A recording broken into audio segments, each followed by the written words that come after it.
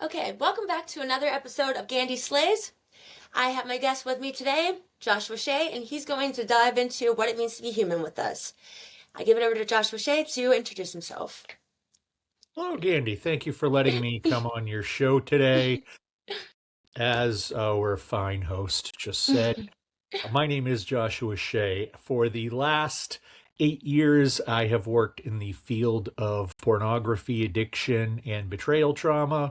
This is of specific interest to me because for 24 years, I actually was a pornography addict starting at 12 years old.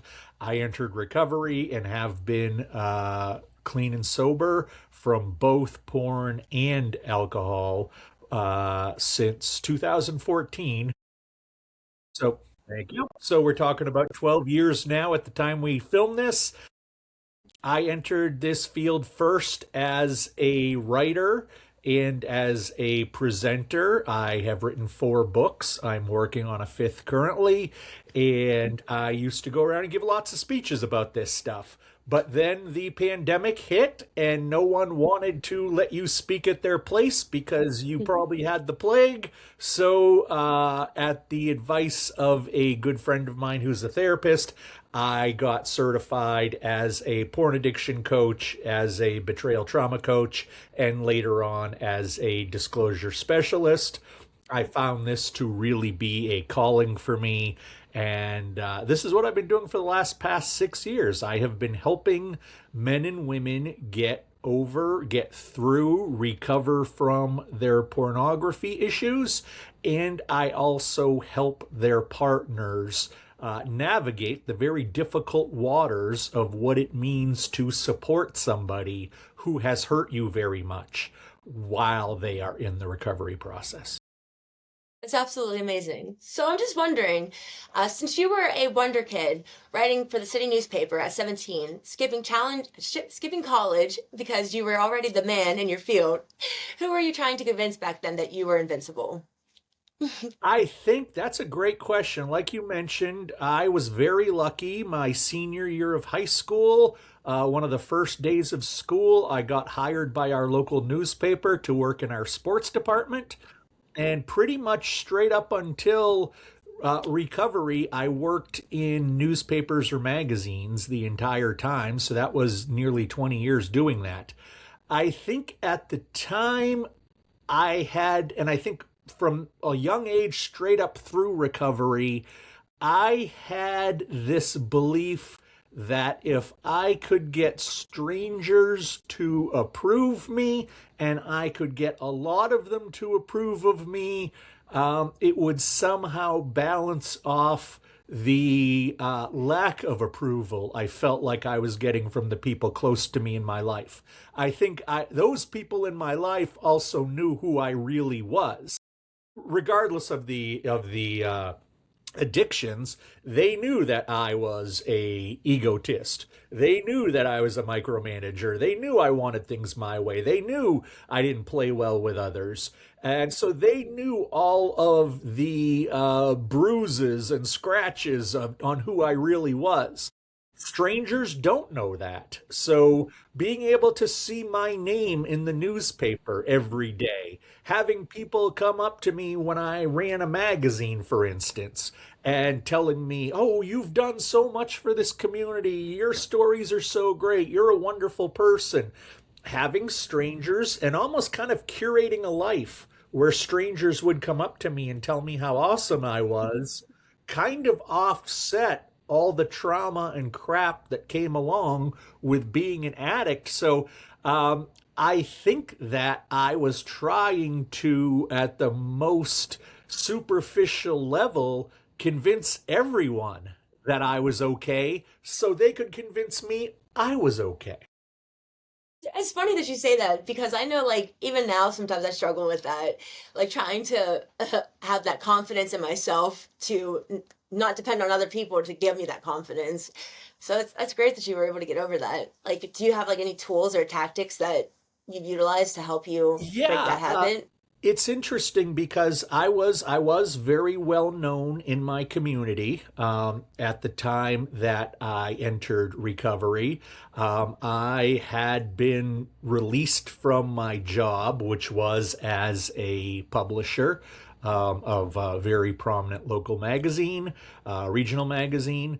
At the same time, I also was the co-creator of a large film festival that had to be canceled because I went into recovery. When that got canceled, the little rumor birds in town all got talking and realized something was up, and pretty much within 3 4 hours of canceling the festival and deciding I was going to go into recovery, of getting fired from a company that I owned a third of, I started to see stuff on Facebook specifically that was, oh my God, he's a pervert. He's disgusting. We need to get rid of him because, old French people, old Irish people, which is what we have up here in Maine, uh, mainly, they are just porn is what perverts on the wrong side, from the wrong side of the tracks, look at.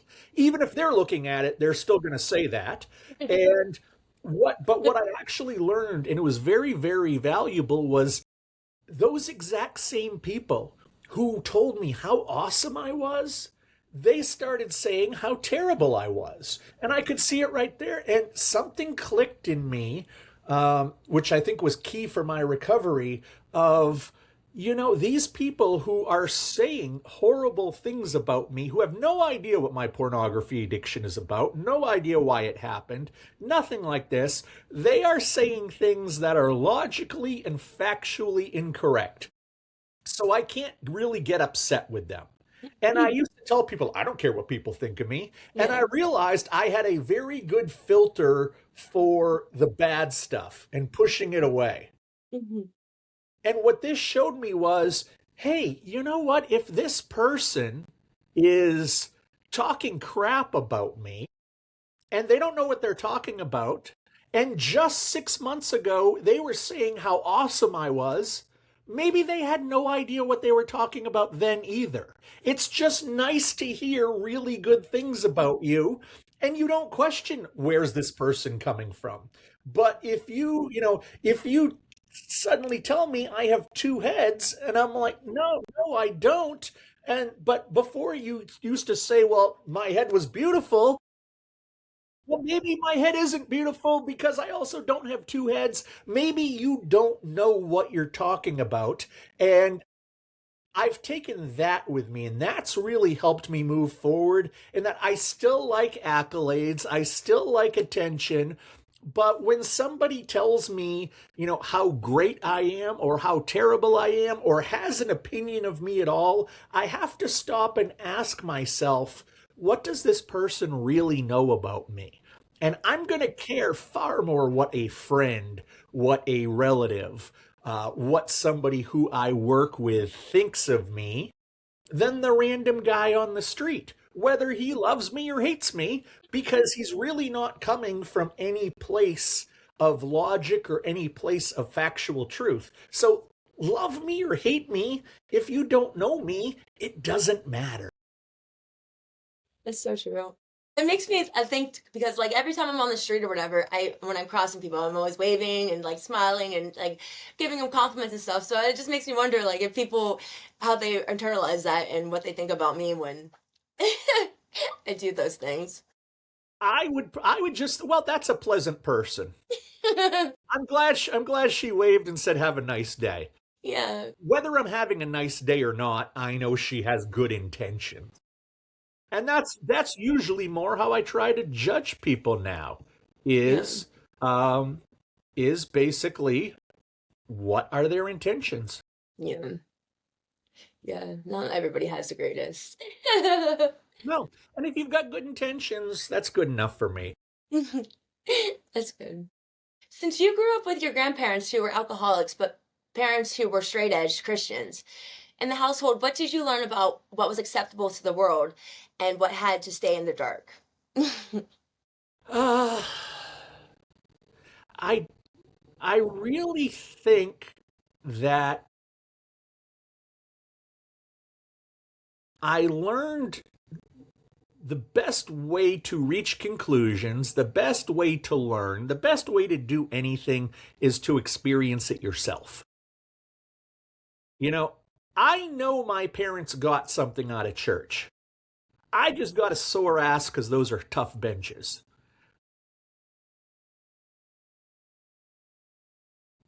I find that I think at that age, what I really witnessed was a ton of hypocrisy. And being young, it was very hard to sort through a lot of it.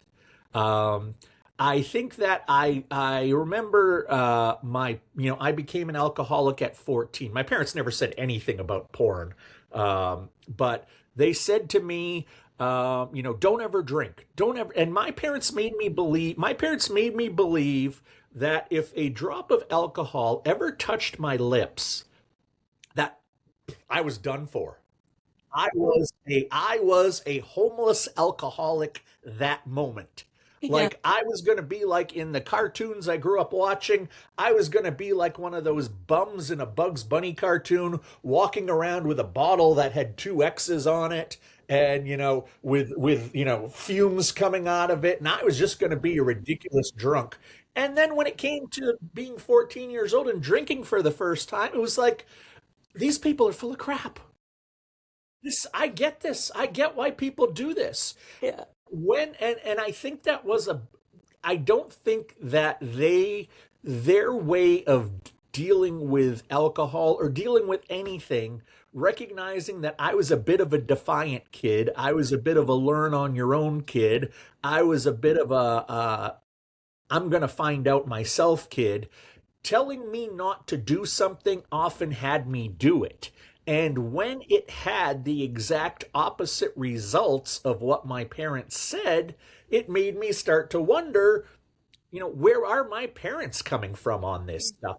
I understand they had rough childhoods because their parents were all alcoholics, or three out of the four of them were alcoholics. But it was a very heavy-handed way of dealing with it. When I, at probably 16, tried weed for the first time, it was like, well, you know what? I feel pretty damn good. Yeah. I understand why all the old hippies keep doing this. And that led to a long time of smoking marijuana. Um, I think what happened was it made me not trust a lot of the people around me, a lot of the people who are supposed to be leaders around me.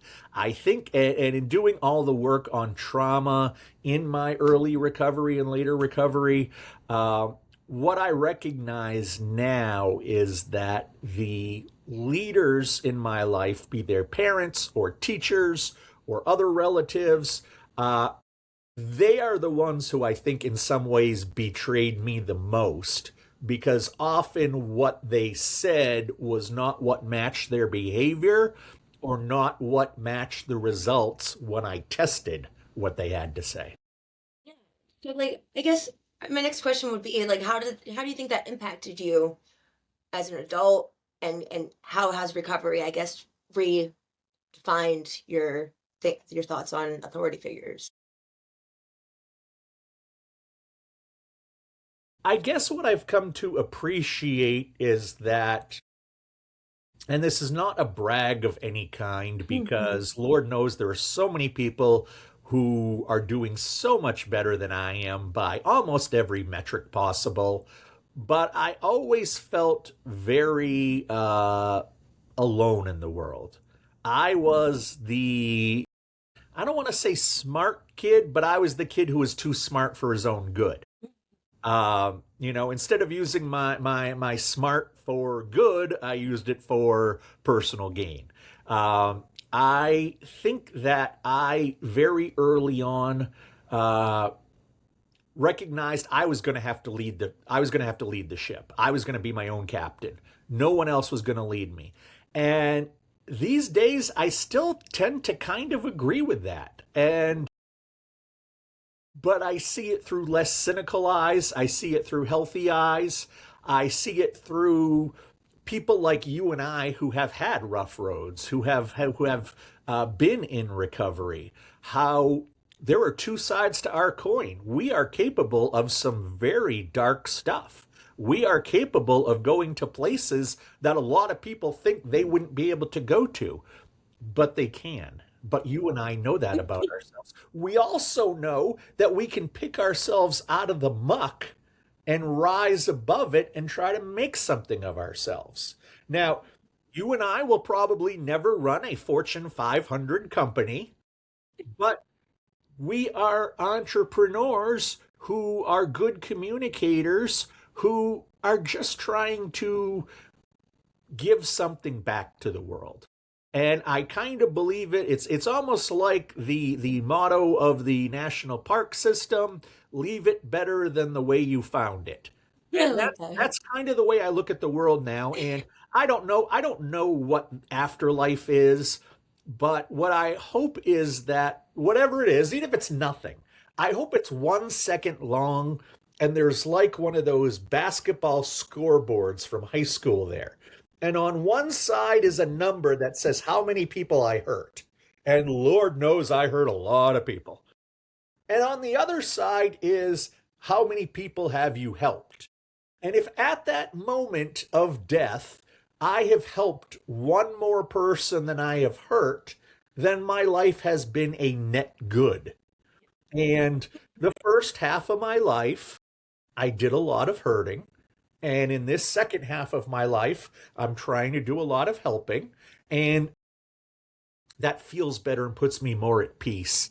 But there is still a piece of me that is a little defiant, pain in the ass.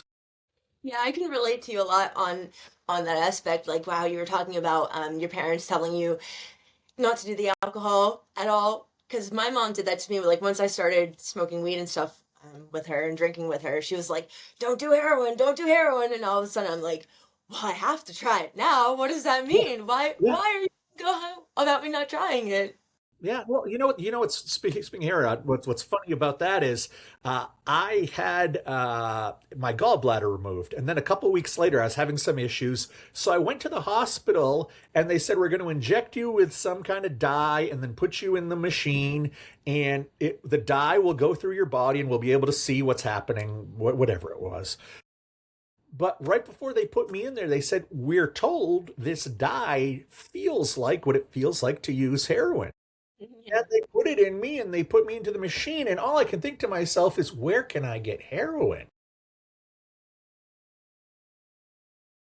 This is lovely. Yeah, Thankfully, that's I funny. didn't go down that road. Thankfully, Yeah, I was at my busiest. Thankfully, I didn't even know where to buy heroin at that point. yeah.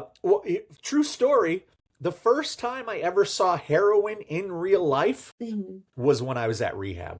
Yeah, I believe it. I believe So, it. so yeah, I I was never a hard drug guy, but don't. whether it's hard drugs, whether it's sex, porn, food, cigarettes, gambling, video games, I get addiction. I get why people want relief. I Yeah. get the fact that, whatever our creator is, however Mother Nature works, however evolution works, it hasn't built a great coping mechanism within us. And a lot of us, when we are young and don't have the capability of handling tough situations, we find addictions. And those addictions help us get through the day. And once we have that addiction, like the pornography, when I could, after school, go to the video store, rent two pornos, go to the convenience store, and yeah, they sold beer to 14-year-olds back then. The 80s were a wonderful time. Um, and this actually was 1990. But I could get home as a 14-year-old with porn and beer in my backpack. And it's, why do I actually have to learn how to deal with the world on the world's terms when I've got a bag full of happiness right here? I don't need to have coping skills. I've got porn, I've got beer. Those are my coping skills. Right. And it's not until a long time later that you're like, I don't want to do this anymore, or I need to do this. And it's, oh, good, I'm in trouble. Yeah. So this isn't an excuse, but I like to tell especially people in new recovery all the time that like humans are creatures of habit. So it's only expected of us, or it's expected of us to become habitual in some sort of way. So don't feel so bad on yourself if you are an addict or become addicted to something, because it's kind of already built into our DNA. Right. And the thing is, and that's it. It's like, when people tell me, well, why did you become a porn addict? And I said, I was 12 years old. Yeah. Nobody was letting me into a casino. Right. Nobody was letting me into a bar. I didn't know where to buy hard drugs at that point. Right. I didn't, and food wasn't going to be it for me. Nobody was letting me buy cigarettes. Right. What? I couldn't get my hands on anything other than porn. Yeah. So what was I going to become addicted to? Why didn't you become addicted to cocaine? It I wasn't was there. 12 years old. Where am I buying cocaine? I don't Right. even know. So, but at the video store, they'll let me rent the dirty stuff in the Yeah. back room. So I'm gonna go with that, and that became my go-to vice. But I think that if I had been living with or had access to other things, it could have just as easily gone that way. Yeah, it's so funny you say that, because like with the way they form that question, it's like it's acceptable as a 14-year-old to do cocaine. Like, Yeah, why didn't you just do that? yeah. Well, how come it wasn't cocaine? I was like, well, my allowance would not allow it. It was non-fungible. Exactly, exactly. Gosh. Um. Oh man. So since you were popular on the city council and running top tier festivals, did you use your success as a shield? And did you think I can't be an addict because I look at everything I've built? No, I truly believe, and this is from working with addicts for 6 years now, plus my own experience with fellow addicts in early recovery. I really believe that 95% of us know we're addicts. I really believe Yeah. 95% of us know we're doing the wrong thing, Hmm. and just don't have the capacity to move away from it. Hmm. Um, I look at the fact that at the time that I had to put the brakes on everything, or a whole lot of other people put the brakes on everything for me.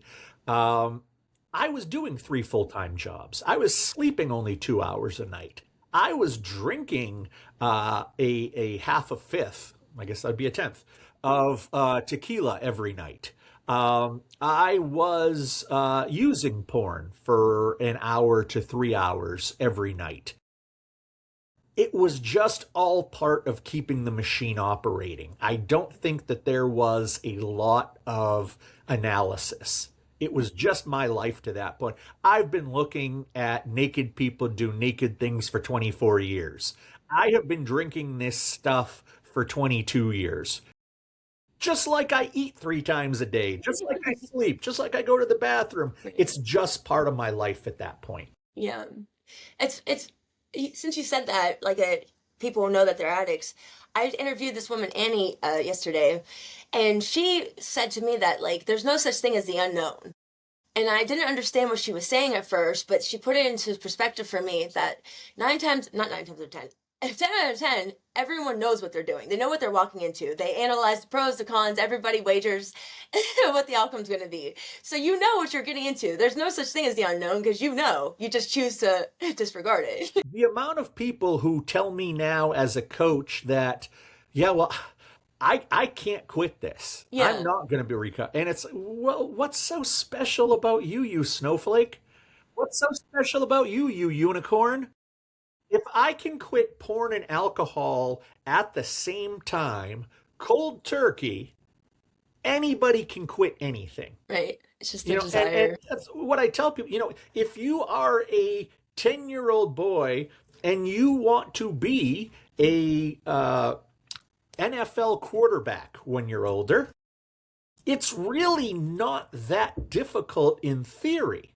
All you have to do is get better at throwing a football than any person you've ever met in your entire life and anybody that anybody else has met in their entire life. You're going to have to sacrifice almost everything for this goal. Still no guarantees, but that's how supreme athletes do it. That's how supreme musicians do it. They completely focus on it. That's what I had to do for recovery.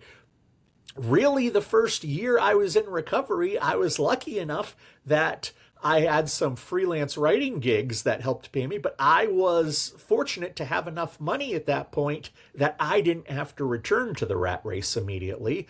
I could make recovery my full time job because a lot of time that's what it's going to take is a complete concerted effort. And when people are like, well, I've gone to a therapist a few times and it didn't help. And it's like, okay, well, you've been an addict for, 10 years, 15 years, and you've had what, 7 hours of therapy, and you're telling me you're not fixed yet? Oh my goodness. Oh my gosh, it sounds like my mom. Yeah, yeah. It's just like this is not how it happens. This is not how it happens. Yeah. You have to live your life and change your life, and it has to become a lifestyle. Right. Being an addict is a lifestyle. It is. Being in recovery has to be a lifestyle too. Right. Like I know when I got clean, the hardest part for me was like understanding that it wasn't my identity and separating those two aspects. Because like I've been getting high on crystal meth since I was 14 years old. And I'm 29, about to be 30 in February, and it just like What day? uh the 26th of February. Okay, I'm the Yeah. eighth. Oh, cool. Which Almost makes 20s. me 18 days older than you. Yeah. That's awesome. But yeah, that was like the hardest part for me is just like separating the two not identities, the two items, and realizing that like just because I'm an addict, that doesn't define who I am, and resolving that. And you define who you are. Right. No Yeah. outside forces define who you are. You define who you are. Yeah. And on your deathbed, you're going to get to have your everything added up and subtracted, and you'll be able to figure out whether you were good to yourself or not. Yeah. Like And that's what I often tell my clients is, when you're on your deathbed, what are you going to be wishing you did more of? What are you not going to be worrying about? right. And And try to use that as a bit of a guide. yeah.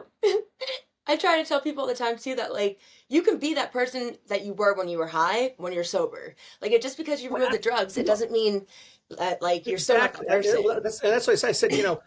I say this two ways. One is that, if you like chocolate ice cream as an addict, you're going to like chocolate ice cream in recovery. If Right. you like Adam Sandler movies as an addict, you're going to like Adam Sandler movies in recovery. It doesn't change who you are. If you're an asshole as an addict, you're still going to be an asshole in recovery. And that's some of the stuff you need to recover from is why you are an asshole. And I say, just because you stop using doesn't change your personality 100%. It helps, but it doesn't change your personality 100%. And I say this going back to being a reporter. I've seen somebody run into a burning building to save a baby. I've actually seen that in real life. And it stuck with me, but it occurred to me, and I don't know who that person was, but if that person was an asshole who ran into the building to save a baby, they came out a hero who saved a baby who's still an asshole. That's great. That's a great And, analogy. and that's why I don't think we should judge people on their 2 or 3 best days ever, or their 2 or 3 worst days ever, or their 2 or 3 best traits or 2 or 3 worst traits, because there's a much wider sample of experiences and of days to focus on people. So when you were fired from your own company because you weren't taking your meds for bipolar disorder, in that moment when your partners turned on you, did you feel like the mask had slipped, or was it relief to finally be found out? I At that moment, I think I felt some relief that I wouldn't have to work there anymore. because it was falling apart. It was my fault. It was falling apart, but it was kind of like, hey, you made this mess and we're going to kick you out of here. And what I thought to myself was, oh, good, I don't have to clean this up. Yeah. It wasn't until my family, some friends, some others had a makeshift intervention that I remember walking in going, oh, crap, I'm going to have to tell them what they want to hear. This is going to be a bunch of bull. Uh, and somewhere during that, I had that moment of clarity of maybe I shouldn't fight this. Maybe I should embrace this. Maybe these people in this room care about me, where the people at work, I had everybody in my town kissing my ass because I was one of the major controllers of the media. I had everybody kissing my ass because I promoted a film festival that brought millions of dollars into town for restaurants and hotels and that kind of stuff. So people were very, very quick to turn their head the other way. People didn't know I was a porn addict, but I think that my town really helped enable me on the alcohol end. I don't think the last 3 years of my alcoholism I paid for a drink because everybody was just kissing my ass. And it was these people who were in the room with me not kissing my ass who I finally said, "Oh, these are the people who I actually need around me. These are the people who are still here. Look around this room, nobody from work is here. Look around this room, nobody who I've made a relationship with through my professional endeavors in the last few years is here." And that really told me who cared about me. It's like a culture shock kind of thing for me when I started going to meetings and stuff like that. Cause like, I thought like going to one meeting would fix me and cure me. And I thought all these people were in a cult. I didn't know how to deal at first. Yeah, yeah. I always had problem with the when that angry troll in the back would scream crosstalk. That's what often got me out of the rooms was can't we just have a conversation? And it was not set up that way. But yeah, you're absolutely right. Is that it's recovery can be scary because ultimately they're asking you or they're telling you you need to get rid of the one thing you could always count on. You need to get rid of the one thing that still in your mind you think always was there for you, Yeah. that you knew the results of. And you're telling me I'm going to have a better life without this stuff? My How? life is only my life is only this good because I use this stuff. Yeah. And it's still miserable. So now you're going to remove the one good thing? And turns out they're right. Yeah.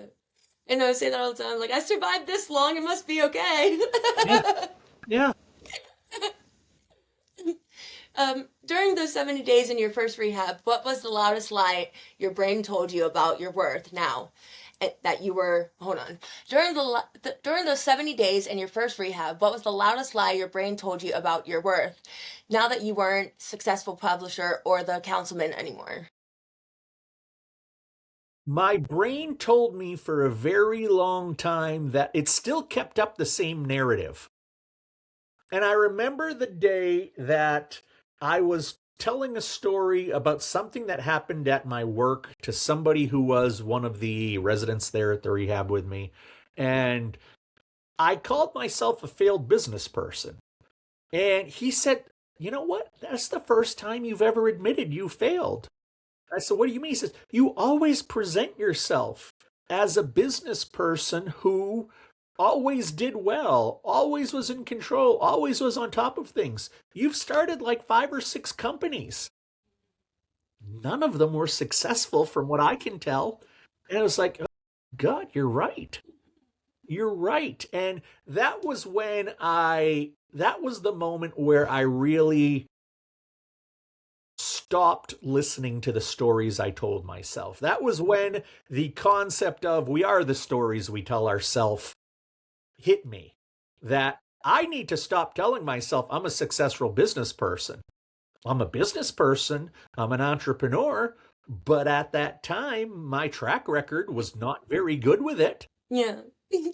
So it was step by step, but I think it was The biggest lie was that I was telling myself the truth, that my narrative as a user was the true narrative.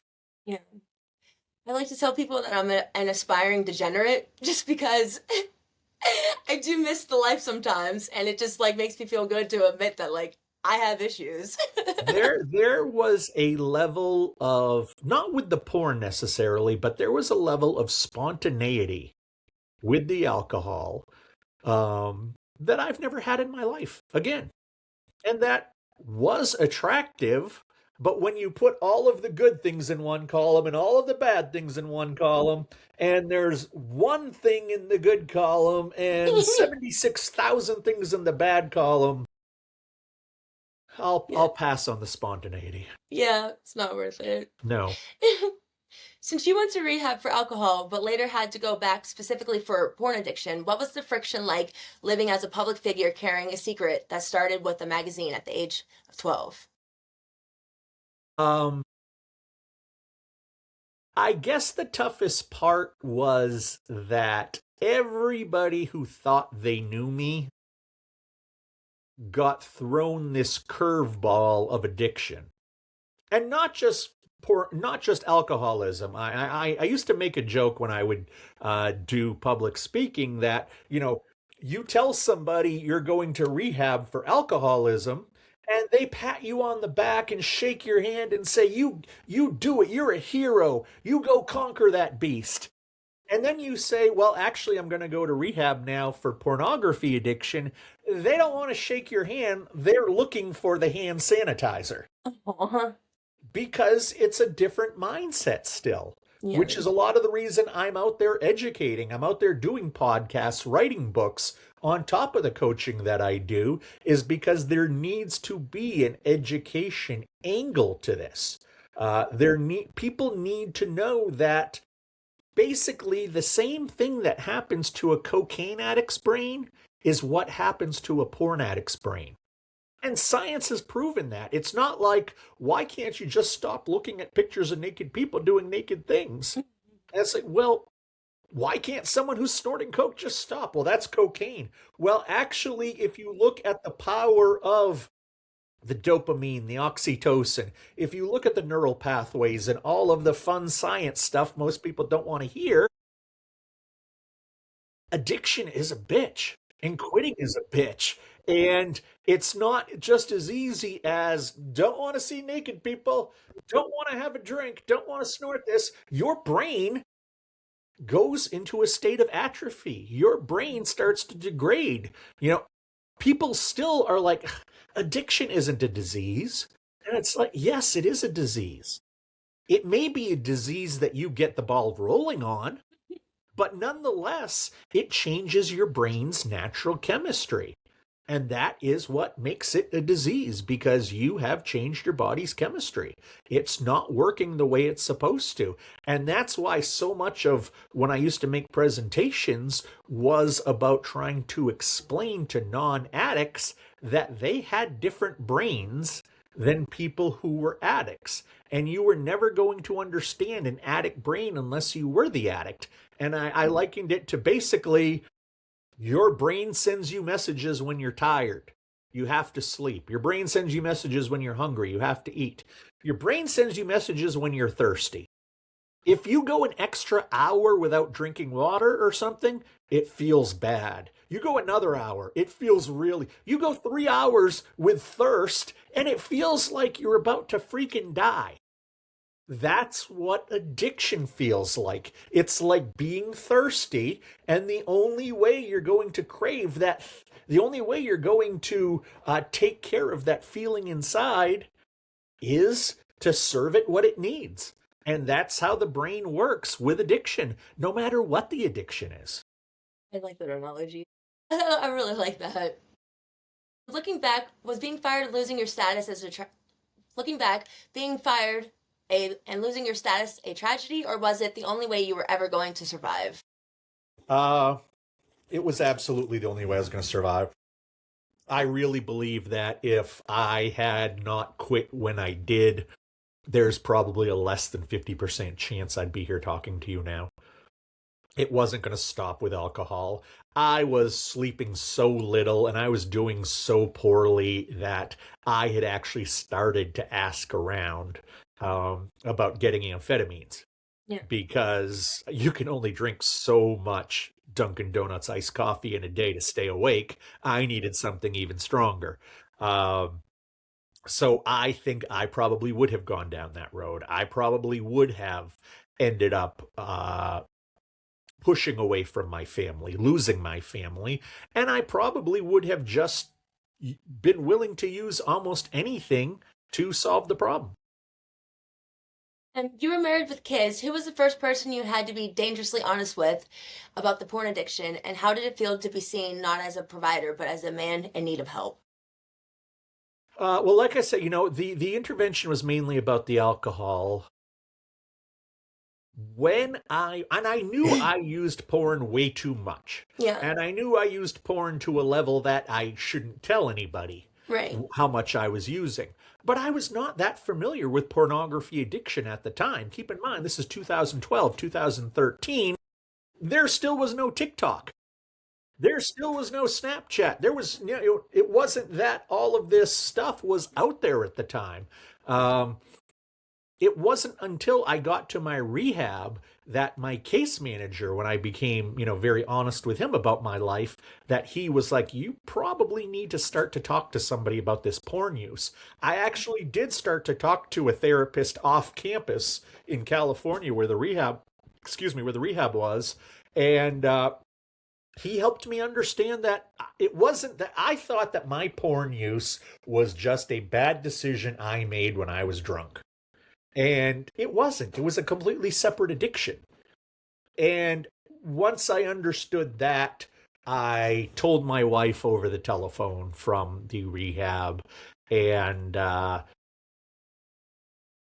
she she knew I used. She wasn't a prude by any means. We had actually watched it together, even though I found that really uncomfortable. Um, because I didn't use porn like most people do. Yeah. So it wasn't a group activity for me. Um, but telling her was tough. Uh, Telling my kids was very tough as well. Um, I think that to this day, my mother has not read a single book of mine. My mother has never listened to a podcast I've done. My mother will ask me how business is, but not want to talk about the subject. Um, and that's okay. That's her way of coping. Um, my wife is that way to a lesser degree. My daughter is that way to an even lesser degree. My son wants to know everything. My dad largely wants to know everything. I deal with this. I deal with people basically by seeing what they want, what their comfort level is in details. You can ask me anything, but I'm not going to force my story or anything on you. Yeah. Yeah, I just had a conversation with my mom recently, because she drinks, and um I like I used to get really upset because after I like disclosed to her that I needed to go to rehab and stuff like that, she would always go and like I felt like it was like kind of like a bragging type of thing to her friends that like I was an addict and going and doing all this stuff, and it like made me feel like really upset. Just I can't even describe the words of how like Like upset trophy I was. kid, like Yeah, my kids, yeah, maybe your kids gets all A's, but mine is going to rehab. yeah, yeah, and I don't know. I can't even describe how upset. Well, once you have kids, you'll recognize, and as they get older and into their 20s, or even in their teens, very truly, you have to be careful not to live vicariously through them. Your mother probably is very proud of you because it's nothing she could do, but she is recovery adjacent because of you. Yeah, she's So even she can thinking about. tell her friend, I may not be able to get my crap together, but Gandhi can. Yeah, she's even thinking about quitting cigarettes, but not the drinking. Yeah. I'm sure cigarettes make her look much cooler. Yes.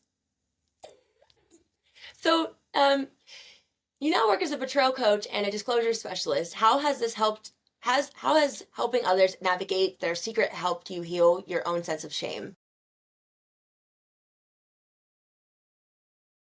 because it shows me how not unique I am. Yeah. I remember going to actually my porn rehab. And my first couple days there, because porn is such a taboo, especially, 10, 15 years ago, because porn is, oh my God, he's a pervert. Because there was a guy who was telling a story about using a very specific website that I used and about looking up some of the same things that I looked up. Nothing that crazy, but I'd never heard anybody, nowadays we all know what Pornhub is. We can all talk about that easy enough. People didn't do that back then. And he brought up the name of this second tier porn site and just said that, it's named like two or three genres that everybody knows now, but nobody knew back then. And it was like, I'm not alone. And when I sit here with my clients, it's like, oh, this guy is at this point of recovery where I was. This guy is at this point. This person's at this point.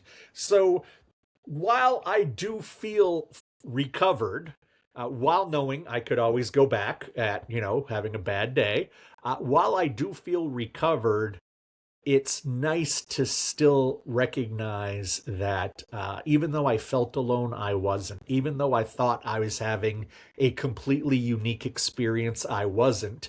And sometimes when I sit there and I answer or I say something to a client before they even get it out, and they're like, yes, that's right. It's like, okay, see, we're not alone. I Yeah. went through it just like you went through it. And that's why I try to tell people that whether I have helped people from 18 to their early 70s. I've helped men and women. I've helped people of every color, every religion, every political persuasion. I have uh, I have clients in 8 different time zones across the world.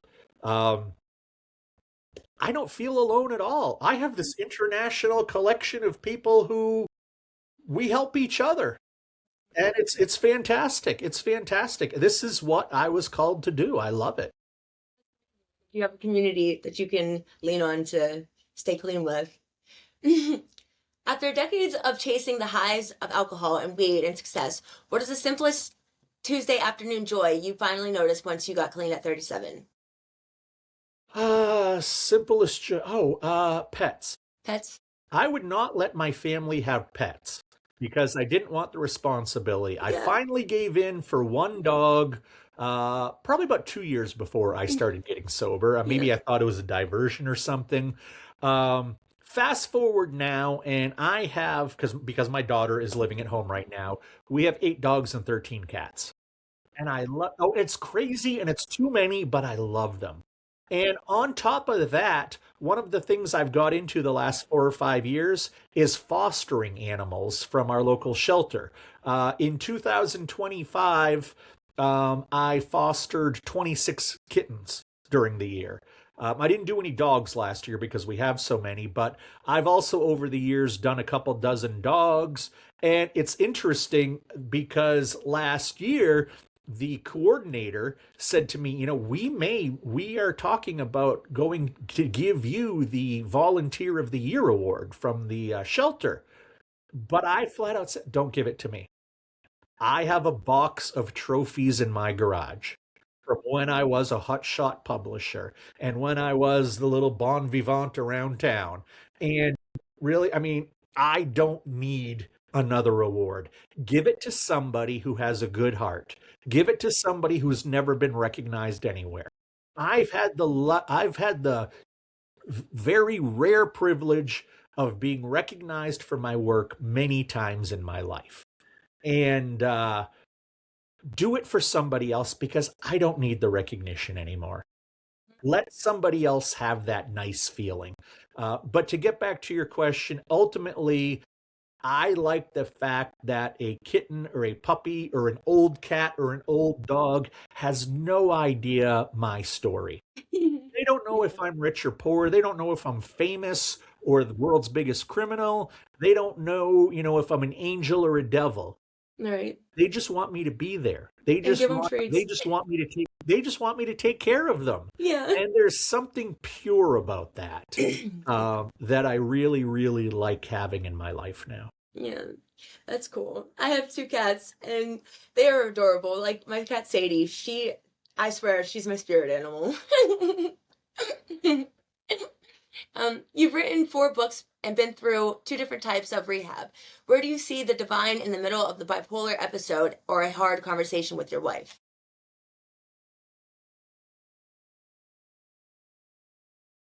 It's a great question. I guess I still don't analyze my story that deeply. I still look at my story as a story in progress.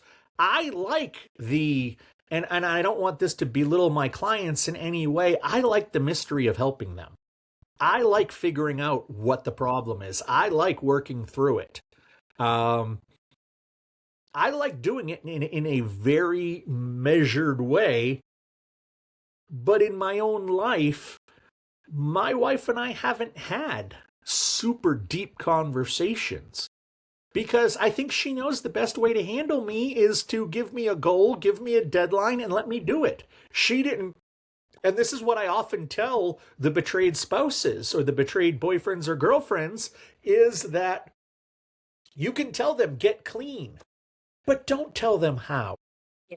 For some people, 12 steps is great. For some people, it does nothing. Some people need meds. Some don't. Some respond to reading books and watching videos. Some don't. Some need a therapist or a coach like me. Some don't. The way I look at recovery is that it's a lot like going to a buffet. You go to a buffet with four of your friends, and the goal is to fill your stomach and to not have that hungry feeling anymore. And so you all go there and you all hit the buffet and you all have the same options. But when you get to your table, you're all going to have different plates. No two people heal the same. If my wife had said, you must do 12 steps, I don't know that I would have been successful. If my wife said, you must listen to these podcasts, you must read these books, you must heal my way, I don't think that works with people. Um, and so I often tell people, based on my own experience, you've got to give people enough rope to hang themselves or to climb out of the hole because ultimately it's their choice. But you used to define living well by being a top 25 festival organizer. How does Josh Shea define living well today? Uh, being content. Yeah. Being content. I make less money now than I made when I was doing all of that. Yeah. But I'm so much happier. I have so much more freedom.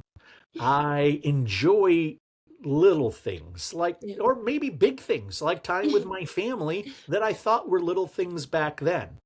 I would much rather go to a concert with my son or daughter than go to some awards banquet where everybody's just going to blow smoke up my ass about how great I am. Um, there's no value in that. I try to be content. Happiness will happen. Those are the spikes. And sadness will happen. Those are the drops. But much like, with the bipolar disorder, it's about keeping an even playing field, an even level. Bad stuff is gonna happen. I promise. Good stuff is going to happen, I promise.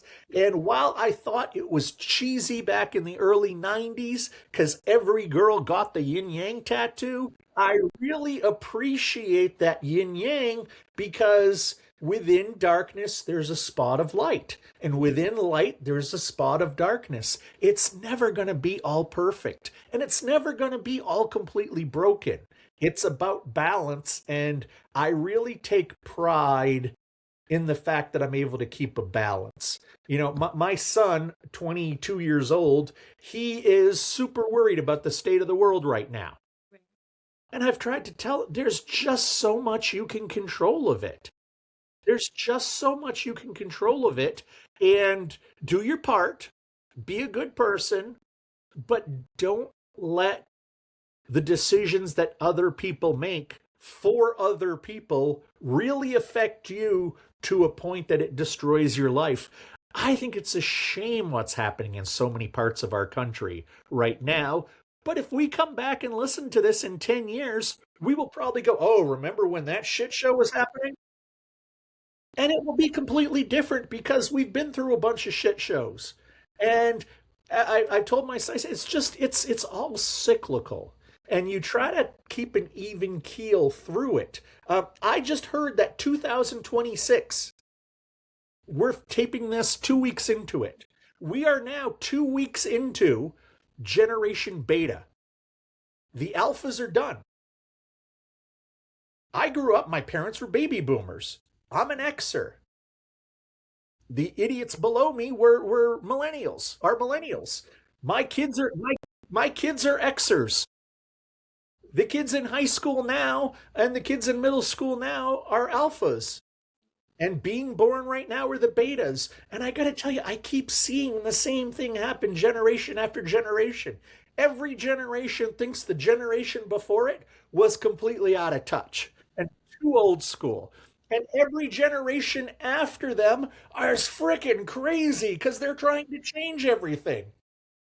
And I've just seen this enough times now that it's like, this is the way things work. Yeah. Well, I remember in the 90s when we all started getting email, everybody's favorite thing to do was to send these forwards to each other. Kids who were born in the and this is, keep in mind, I was born in the late 70s, and so this was about 20 years later. Kids born in the 70s don't understand, and then it listed a bunch of things that kids in the 50s, kids in the 70s don't understand black and white TV. No, I do. Kids born in the 70s don't know what it's like to dial a phone with their finger. No, we had one of those. And again, it's one of these, everybody seems to think that they're from a unique, special generation, and that I'm sorry for the people before who were just so out of touch, and I'm sorry for the people after who just took the craziness to a different level. It's just a matter of kind of uh, toning down the noise. I think that's what I've been able to do in my life successfully, is tone down the noise. That's amazing. Last but not least, what is one truth that you want your children to know about you that has nothing to do with your career and everything to do with who you became after the collapse?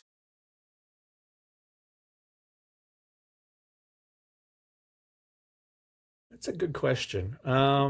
That's one I haven't got before, so congrats. Um, I guess if I were to die today and my kids were to explain who I was to my future grandchildren, who I unfortunately would never meet, um, I hope there's a before and after where they can see the negatives that come out of ego and putting yourself first, and the positives that come out of not doing that, and understanding that just because everybody is an asshole around you, just because so many people value the rat race, value the dollar, and hey, I like to pay my bills as much as the next guy. I just don't need to live in a mansion. I need a car that takes me from point A to point B. It doesn't have to have a $70,000 price tag. I want them to hopefully have seen my life, and recognized when you try to do the right thing, and when you ask yourself the question, am I making the healthy choice? A lot of times you're not going to make the healthiest choice. I mean, I'm on my 600 milligrams of caffeine right now, and we don't know where I'll end today. Um, but when you consciously try to do the right thing, quite often the right thing happens. That's absolutely beautiful. Thank you. Well, it's been another wonderful episode of Gandy Slays. I'm your host, Gandy, and this is Josh Shea.